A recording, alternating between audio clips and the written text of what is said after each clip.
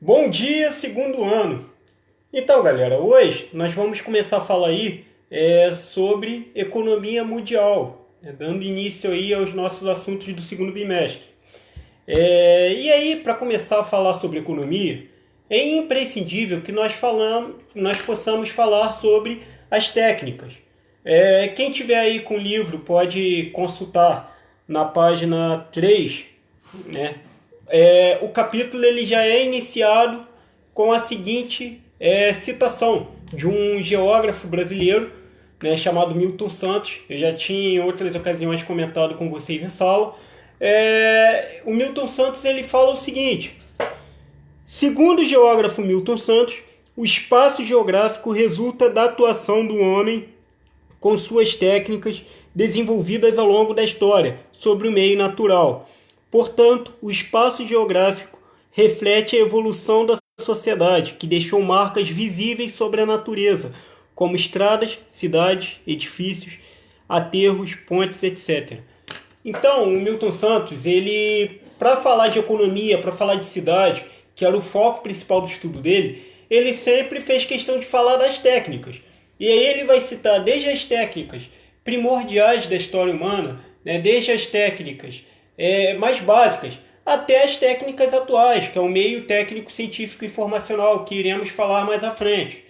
Então, o Milton Santos, ele faz essa questão de ressaltar, porque a técnica, ela é um instrumento de poder, conforme a gente vai falar na aula de hoje. E aí, né, vale começar a falar aqui que o ser humano, ele, para se tornar de nômade para sedentário, ele precisou desenvolver técnicas para plantar, para caçar.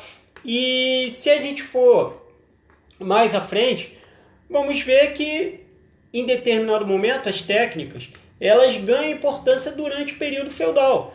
O feudalismo ele era um sistema na qual existiam lotes de terra. Aqui na página 3 vocês conseguem ver uma representação, mais ou menos. Aqui eram lotes de terras nas quais a mobilidade não era tão grande, né? Não era uma mobilidade muito grande, e que quando assim a população começa a crescer, os senhores feudais, né, a riqueza ela era medida por meio das terras.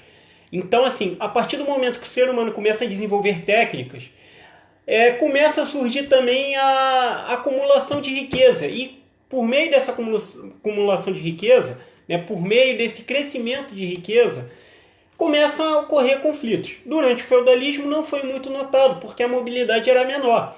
Só que com o crescimento da população, eles começam a ser, vamos colocar assim, dispensados, né, dispensados para ter um maior contato com comerciantes, e aí a circulação da moeda aumenta. Então assim, a circulação da moeda ela vai ser o início, né, os primórdios do sistema capitalista. E aí quando a gente vai falar de capitalismo, é aí que nós vamos falar de técnicas mesmo. Por exemplo, a maior técnica que o ser humano já inventou, sem dúvida nenhuma, foi a indústria, né? Foram as máquinas industriais. A Revolução Industrial, eu não canso de falar, foi o maior acontecimento moderno da história humana. Porque se hoje nós dispomos do nosso padrão de vida, né? Se hoje, por exemplo, você aí consegue assistir essa aula pelo seu celular, pelo seu computador, foi muito por conta da evolução das técnicas lá, né, que tiveram início, né? Se a gente for pegar numa cronologia, na pré-história, claro, né, porque as coisas foram evoluindo, né? O ser humano ele se torna sedentário, aí vem a época das grandes navegações. Se a gente for pensar, a navegação ela é uma técnica, porque ela supera um obstáculo natural que é o oceano. Então, olha só como que coisas que muitas das vezes a gente não pensa como técnicas. Por exemplo, essa caneta aqui, ela não deixa de ser uma técnica. Você, a partir disso aí, pode registrar fatos, reconhecimento. Olha só como que coisas simples, coisas banais, né? Que a gente no nosso dia a dia não para pensar, poxa, isso aqui foi uma técnica que o ser humano criou para algo. né? Claro que existem técnicas militares, existem, né, os mais variados artifícios para se atingir determinados objetivos. Aqui nós vamos citar os principais.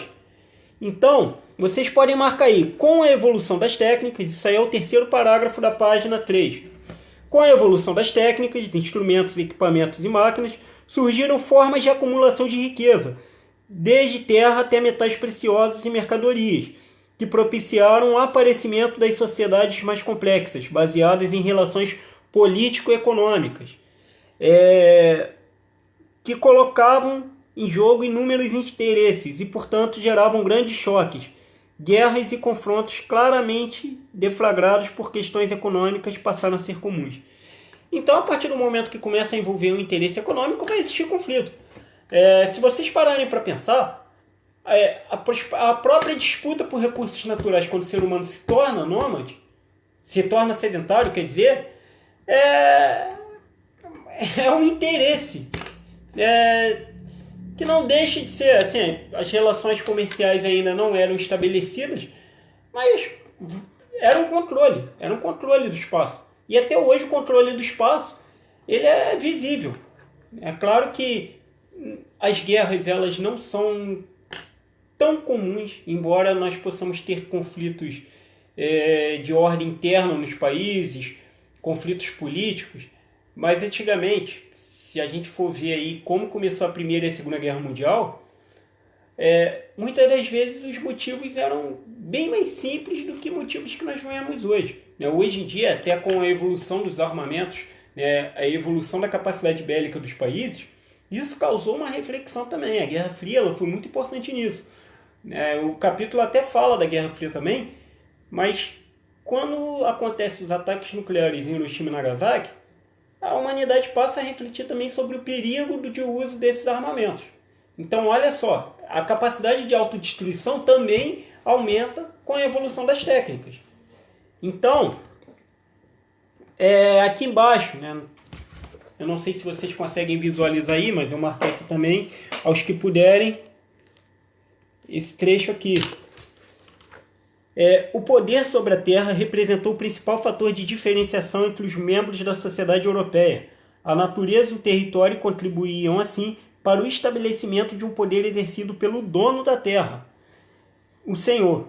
Os servos, por sua vez, eram aqueles que não tinham a posse de parte da natureza ou do território. Se a gente for comparar aí com o modo de produção capitalista, os servos eles seriam os proletários da atualidade. Sendo que, assim, geralmente, os senhores feudais, eles forneciam ali alimentação, moradia, mas não havia uma relação mercantilizada das dinâmicas sociais. A moeda não era o fator que é hoje. Era a terra. A riqueza já teve, ao longo da história, outras formas de ser medida. Então, aqui fala do impacto da evolução do capitalismo, como que o capitalismo ele foi crescendo, aí o que eu falei no início sobre os servos saírem dos feudos, isso é citado no livro também, tá? Como forma até de subsistência dos feudos, porque não haveria como sustentar uma população tão grande ali também. Então, as relações urbanas elas foram fortalecidas nessa época. E aí, nós vamos avançar um pouco no tempo. Quando acontece a Revolução Industrial, se forma também uma relação internacional do trabalho, que é popularmente chamado de DIT. Existe a DIT, Divisão Internacional do Trabalho, na qual as principais potências industriais, que hoje são os países desenvolvidos, eles forneciam produtos industrializados e os países menos desenvolvidos forneciam matéria-prima. Por exemplo, vamos colocar aí, se hoje nós temos aí um biscoito de laranja. Um biscoito de laranja, na maioria, a matéria-prima desse biscoito de laranja seria a laranja. E os países subdesenvolvidos, as colônias, elas forneciam essa matéria-prima. E depois vai haver o neocolonialismo também, em 1885. Só que assim, o crescimento da industrialização ela fez com que também se acentuassem rivalidades políticas na Europa. Porque o controle, a disputa pelo controle dos territórios, se lá no início da civilização, né, a disputa por recursos naturais era determinante, não foi diferente com a primeira e a segunda revolução industrial, na qual eles passavam a disputar matérias-primas para fortalecer a sua indústria, e isso acentuou as rivalidades. Claro que você já viu na história que a causa da Primeira Guerra Mundial vai ser a morte do arquiduque Francisco Ferdinando, né? Isso foi o estopim, porque o que motivou mesmo essas rivalidades foram uma série de fatores, como, né, as guerras napoleônicas, né, os conflitos existentes antes, a própria questão da Revolução Industrial, isso acentuou, né, e depois da Segunda Guerra Mundial.